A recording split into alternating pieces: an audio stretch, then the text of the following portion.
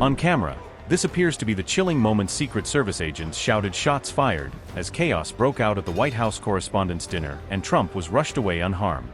The episode is being seen as a panicky security scare at a high-profile event, after an armed man reportedly charged a checkpoint and triggered a major response within seconds.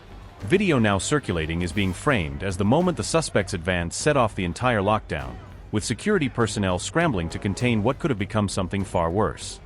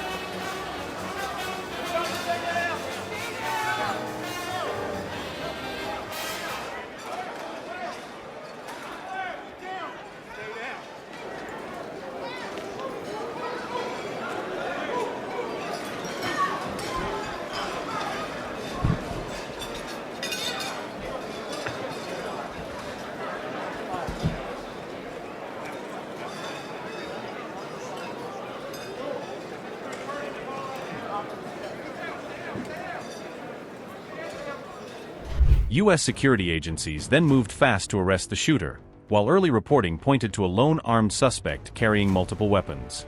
Trump, however, remained defiant in his later remarks, even as the FBI and other agencies kept probing the deeper mystery behind the shooting and the suspect's motive. Madam Chairman, I just want to say you did a fantastic job. What a beautiful evening, and we're going to reschedule.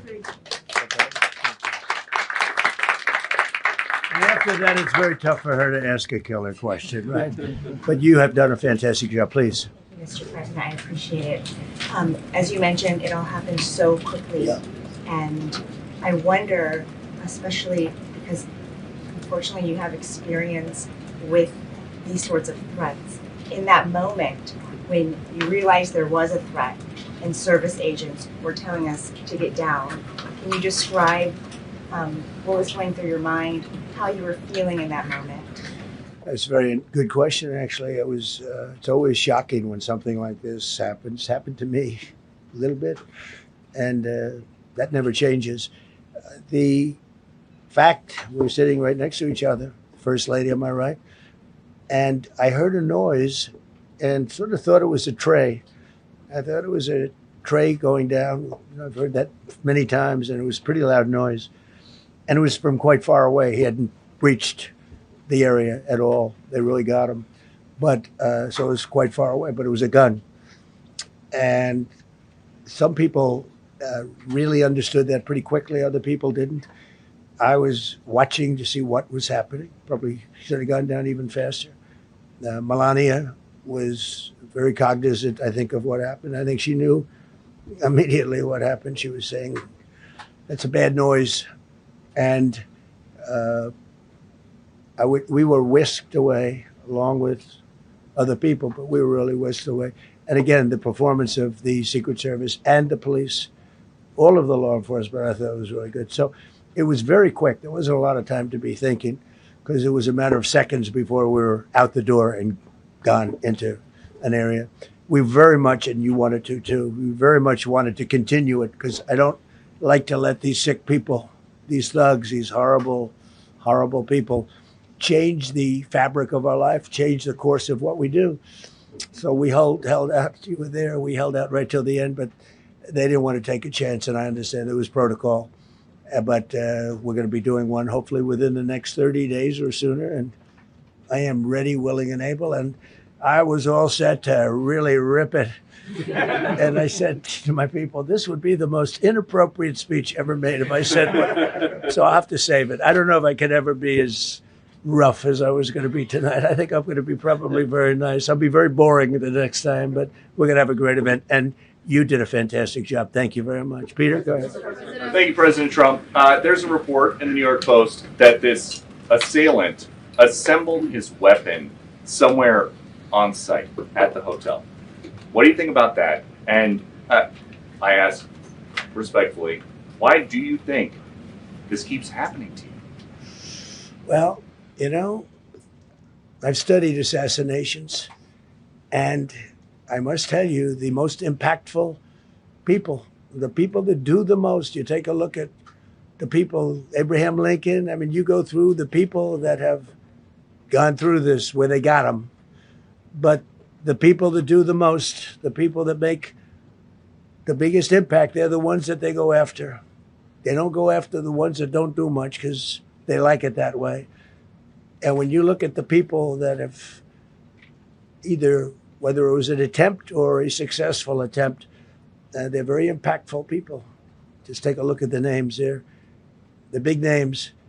And I hate to say I'm honored by that, but I've done a lot. We've done a lot.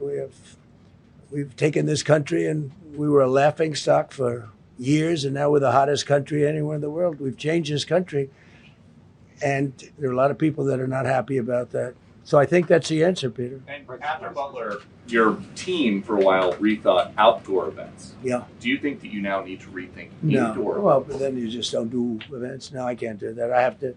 It is what it is. We have to do it. The room was very, very secure. He charged from 50 yards away, so he was very far away from the room. And what did you think when you saw the video of how fast he was running? He was moving. He was really moving.